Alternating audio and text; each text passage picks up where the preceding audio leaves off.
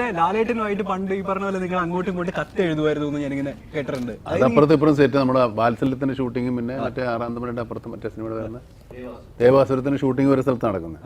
ശ്രീരാമനാണ് നമ്മുടെ പോസ്റ്റ്മാൻ. നമുക്ക് കത്തെഴുതി അങ്ങോട്ടും ഇങ്ങോട്ടും കത്തയക്കലും. എന്താവും നിങ്ങൾ എഴുതിക്കൊണ്ടിരുന്ന ഈ കത്തിലൊക്കെ? അവിടെ എല്ലാവർക്കും സുഖമാണെന്ന് വിശ്വസിക്കുന്നു. അതെ, SMS പോലെ അന്ന് ഇതില്ലല്ലോ, വാട്സാപ്പില്ലല്ലോ. അത്രേ ഉള്ളൂ. ഇപ്പൊ ഈ ഇതിന് മാറിയതിന് ശേഷം ഈ ഗാഡ്ജറ്റ്സ് ഒക്കെ വന്നു, അപ്ഡേറ്റഡ് ആയതിനു ശേഷം ഫോണിലൂടെ നിങ്ങൾ അങ്ങോട്ടും ഇങ്ങോട്ടും വ്ളോഗ്സ് എന്തെങ്കിലും കൈമാറാറുണ്ടോ? മെസ്സേജസ് ഇല്ല. ഇതിലിപ്പോ ഈ മറ്റേ നിങ്ങളെ ഈ ഫോർവേഡ്സാ ഫോർവേഡ്സ് അങ്ങോട്ടും ഇങ്ങോട്ടും ഉണ്ട്. ഓക്കെ, നിങ്ങൾ മൂന്നുപേരും തമ്മിൽ ഒരു ഗ്രൂപ്പ് ഉണ്ടെന്ന് ഞാൻ എപ്പോഴും കേട്ടിട്ടുണ്ട്. വാട്സ്ആപ്പ് ഗ്രൂപ്പ്, ലാലേട്ടൻ, സുരേഷ് ഏട്ടൻ, മമ്മൂക്ക. ഇല്ല, അങ്ങനെ ഗ്രൂപ്പില്ല. ഇല്ല, വെറുതെ അടിച്ചിട്ട് ആൾക്കാർ അങ്ങനെ ഒരു ഗ്രൂപ്പ് ഉണ്ടാക്കി സംസാരിക്കുന്ന വിഷയങ്ങളില്ലല്ലോ പൊതുവെ. ഇല്ല. ജിനോ 16 years ആയില്ലേ ഓൾമോസ്റ്റ് മലയാളം സിനിമയിൽ വർക്ക് ചെയ്യാൻ തുടങ്ങിയിട്ട്? എന്റെ ഫസ്റ്റ് സിനിമ ബിഗ് ബി ആണ്. അപ്പൊ മേ ബി 17 ആയിരിക്കും.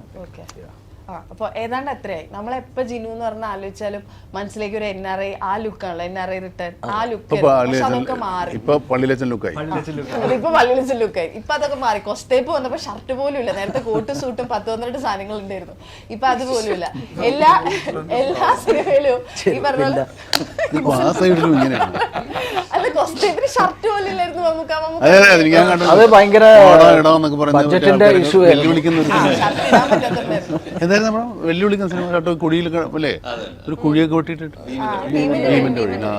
ഭീമന്റെ വഴിയില് അതിൽ ലാസ്റ്റത്തെ ഡയലോഗിൽ പോയിട്ടോ എന്റെ ഡാഡി അതാണ് ആ ക്യാരക്ടർ. സത്യം സ്കൂൾ പിള്ളേരുടെ മാതിരിയാണ്. അതിലെ പഞ്ചായത്ത് മെമ്പറിനെ നമ്മൾ ഇന്റർവ്യൂ ചെയ്തിട്ടുണ്ടായിരുന്നു, ദിവ്യ ഇന്റർവ്യൂ ചെയ്തപ്പോ ദിവ്യ പറയണ്ടായിരുന്നു അതിൽ കൊടുക്കുന്ന ചവിട്ടും ഇടിയൊക്കെ ശരിക്കും ആൾക്ക് 20 കൊടുത്തിട്ടുണ്ട് ഞാൻ. അതിന്റെ പാട് ഇപ്പോഴും പുള്ളിക്കാരന്റെ പുറത്തുണ്ടായിരിക്കും. അത് തിയേറ്ററിൽ സ്ക്രീനിൽ കാണാൻ പറ്റും. മര്യാദക്ക് ചവിട്ടിയില്ലെങ്കിൽ അത് ഇങ്ങനെ ഒരു ഫേക്ക് ആയിട്ട്. അപ്പൊ ഞാൻ പുള്ളിക്കാരത്തിന്റെ അടുത്ത് പറഞ്ഞായിരുന്നു നല്ലോണം ചവിട്ടിക്കോ, നല്ലോണം ചവിട്ടി.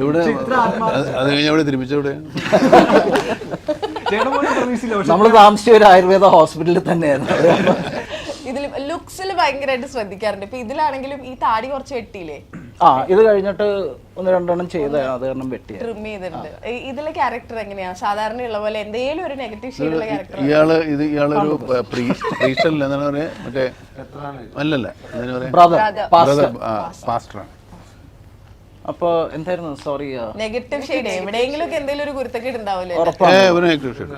ഇതിൽ ആക്ച്വലി ഭയങ്കര പോസിറ്റീവ് ആണോ? 100% ഫുൾ. ഇതിലെ ഏറ്റവും പോസിറ്റീവ് ക്യാരക്ടർ ഞാനായിരിക്കും എന്നാണ് എന്റെ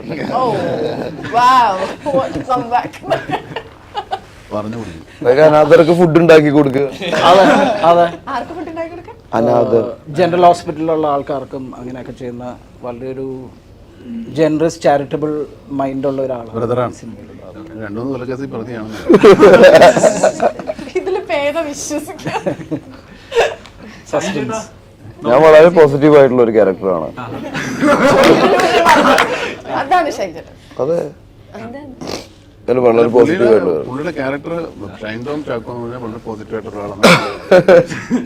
ഇതില് പേര് ഭയങ്കര ഇൻട്രസ്റ്റ്. കൊട്ടറക്കൻ.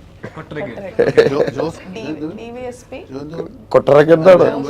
കൊട്ടറക്കൻ അല്ല, അതിന് മുമ്പൊരു പേരുണ്ട്. ആ പേര് 1-2 പ്രാവശ്യം പോലും പറയുന്നു. ഇല്ല, പറയുന്നില്ല. കൊട്ടറ അങ്ങനെയാണോ പറയാ? ചേട്ടൻ ഈ പറഞ്ഞ പോലെ 22 ഇയേഴ്സിൽ കൂടുതലായില്ലേ ഇപ്പൊ സിനിമയിലേക്ക് വന്നിട്ട്? ആയിട്ട് സ്റ്റാർട്ട് ചെയ്തതാ കരിയർ. 21 ഇയേഴ്സ്. മമ്മൂക്ക 20 years. അല്ല, പുള്ളിക്കാരൻ ഈ പറഞ്ഞ പോലെ ആയിട്ട് സ്റ്റാർട്ട് ചെയ്ത ആളാ. ഈ ക്യാമറയ്ക്ക് പിന്നിൽ നിൽക്കുമ്പോൾ പോലും മമ്മൂക്ക നോട്ട് ചെയ്തിട്ടുണ്ടായിരിക്കുമല്ലോ ഇങ്ങനെ ഒരു ക്യാമറയ്ക്ക് പിന്നിൽ നിൽക്കുമ്പോൾ ഇയാള് ചില ഫോട്ടോഗ്രാഫ്സിന് ചൂണ്ടയിടുന്നു, അത് അങ്ങനെ ചില രൂപമൊക്കെ വെച്ചിട്ടാണ് ഇയാള് അറിയാതെ ഈ ക്യാൻവാസ് ചെയ്തത്. അത് കണ്ടിട്ടാണ് ആളെന്നെ വിളിച്ചത് അല്ലേ? ഫോട്ടോ ചില ഫോട്ടോ സെഷൻ ഉണ്ട് പുള്ളിയെ സ്വന്തമായിട്ട്. അതെങ്ങനെ വന്നാലും ചൂണ്ടയിടുന്ന ഒരു ഫോട്ടോ ഉണ്ട്, ചൂണ്ട ഒരു പുഴയുടെ അരികിരുന്നിട്ട് ചൂണ്ടയുടെ അതൊരു ആഡിന് വേണ്ടി എടുത്ത ഫോട്ടോ. മമ്മൂക്ക് ഈ പറഞ്ഞ നോട്ട് ചെയ്തിട്ടുണ്ട് ഇങ്ങനെ ഒരു പയ്യൻ, ഇദ്ദേഹം ഭയങ്കര ടാലന്റ് ഉള്ള ആക്ടറാണെന്ന് മമ്മൂക്ക് തിരിച്ചറിഞ്ഞിട്ടുണ്ടായിരുന്നു ആയിട്ട് നടക്കുമ്പോഴേ. തോന്നിയിട്ടില്ല. പക്ഷെ ഇപ്പൊ ഏടികളെല്ലാരും അത്യാവശ്യം ആക്ടേഴ്സ് ആയി. സയൻസ് കിട്ടിയ കയറി വരും. അല്ലാതെ ആക്ടറിന്റെ അസിസ്റ്റന്റ് ആയിട്ട് നിന്നിട്ട് കയറാൻ പറ്റില്ലല്ലോ. ഈ പറഞ്ഞ പോലെ ഷൈൻ ടോം ചാക്കോ നമ്മളുടെ ഇന്റർവ്യൂവിൽ വന്നു കഴിഞ്ഞാൽ ഒരു ഓളമാ. നമുക്ക് എല്ലാവർക്കും ഞങ്ങളെ ചാനലൊക്കെ ഓളം മീൻസ് വൈബാണോ വൈബ് മറ്റല്ല ചേട്ടന്റെ ഇന്റർവ്യൂ വൈബ് എന്ന് പറഞ്ഞാൽ ഓളം ഉണ്ടാക്കുക. അതാണ് ഓണം ഉണ്ടാക്കുക. നല്ല വൈബായിരുന്നു, നല്ല ഓളമായിരുന്നു. ചേട്ടൻ കാരണം രക്ഷപ്പെട്ട ഒരുപാട് ചാനൽസ് ഉണ്ട്. ഇക്ക കാണാറുണ്ടോ ഷൈൻ ടോം ചാക്കോന്റെ ഇന്റർവ്യൂസ്, വൈറൽ ഇന്റർവ്യൂസ് ഒക്കെ പിന്നെ കാണാറുണ്ടോ? പിന്നെ നമ്മളോട് നല്ല തുടങ്ങിയത് സ്റ്റാർട്ട് ചെയ്തേ ഭീഷ്മ വെച്ചല്ലേ തുടങ്ങിയത്. ഐശ്വര്യ ലക്ഷ്മി പറഞ്ഞിട്ടുണ്ട്, അതായത് ഇന്റർവ്യൂവിൽ ഇരിക്കുന്ന ഷൈനെ അല്ല സെറ്റിൽ വന്ന അതെങ്ങനെ അതിൽ ക്യാരക്ടർ ആയിട്ടുള്ളടോ? അല്ലല്ല, I mean personal character of screen അങ്ങനെയല്ല. ആ ഇന്റർവ്യൂസ് മീൻസ് ഒന്നും സീരിയസ് ആയിട്ടുള്ള ഇന്റർവ്യൂസ് അല്ല, ഫൺ ചാറ്റ് അല്ലേ. നമ്മൾ ഭയങ്കര സീരിയസ് ആയിരുന്നിട്ട് എന്താ കാര്യം എന്ന് പറയുമ്പോ തന്നെ ഒരു പിന്നെ നിങ്ങൾ കുടിച്ച ആദ്യ ക്ലാസ്സിൽ എത്രാമത്തെ തുള്ളിയിലാണ് ദാഹം മാറിയെന്നുള്ള ചോദ്യത്തിന് നമ്മളെങ്ങനെ ഉത്തരം പറയാം? ആ രീതിയിലുള്ള ചോദ്യങ്ങളല്ല നിങ്ങൾ ചോദിക്കണത്.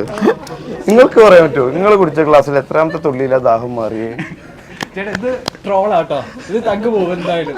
അല്ല അങ്ങനെ ജനറലൈസേഷൻ ആയിപ്പോയി. ഞങ്ങൾ ഇതുവരെ അല്ല ഒന്നും ചോദിച്ചില്ല. അങ്ങനെ ചോദിച്ചില്ല, നിങ്ങൾ പറഞ്ഞു തന്നെ ഭയങ്കര മോശമായി പോയി.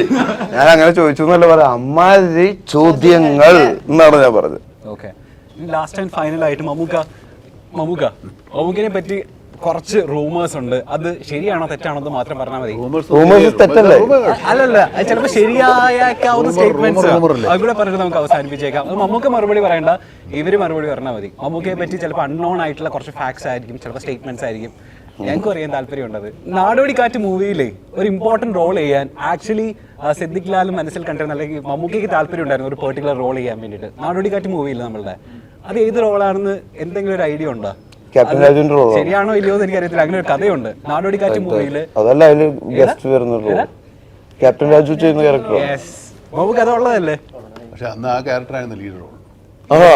ആണോ? പവനായി. ആ പവനായി ശരിക്കും മമ്മൂക്ക് ചെയ്യേണ്ട ക്യാരക്ടർ ആയിരുന്നില്ലേ? പക്ഷെ അത് അന്നായിരുന്നു, ഈ കഥയായിരുന്നില്ല. അന്ന് ചെറിയ ആൾക്കാരെ വെച്ചിട്ടുള്ള കഥയാണ്. മമ്മൂക്ക് പ്രൊഡ്യൂസ് ചെയ്ത പടം ഇല്ല.